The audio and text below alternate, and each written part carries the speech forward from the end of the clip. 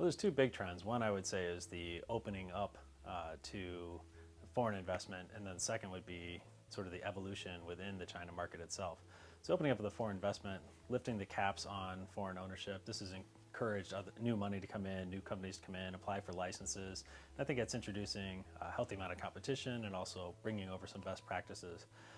We're actually spending more time on the second item, which is the evolution of the fund management industry, particularly as we go from a brokerage base to more of a fee-based or advisory base. So the investment advisory for funds is starting to be a meaningful component, and we think that's really a good thing. So out of the 28 trillion in funds under management, it's still a small part that's in the investment advisory model, but we believe that that's a really healthy thing because you create a nice alignment of incentives between the distribution and then the investor.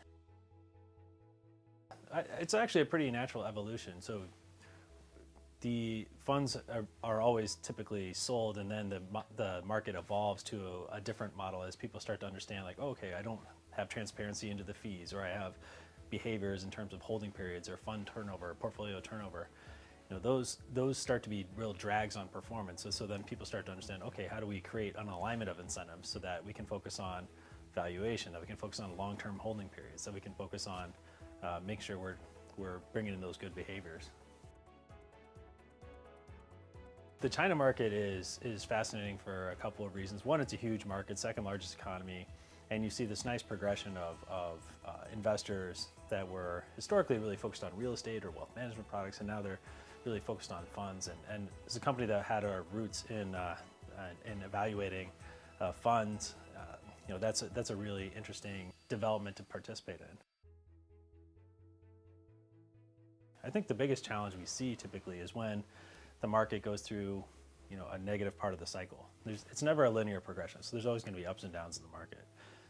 How the advisor has prepared their clients for that has a huge impact on what happens next. Because when that negative part of the cycle occurs, people either freeze or they panic. It's the surprise that usually leads to detrimental behavior. But if the advisor is working with the investor to make sure that they have a plan for what the long-term objective is, and then they measure their progress relative to that long-term objective, rather than measuring your progress relative to the high watermark or the highest point of your portfolio, that leads you in a much more stable and disciplined position to drive on those goals. Well, I think there's incentives on both sides to cooperate more in the financial industry, and we're certainly trying to take part of that. And I think there's a lot of good intention, companies inside of China and foreign companies, on how to partner, how to share lessons learned, and ultimately how to create a better investing experience.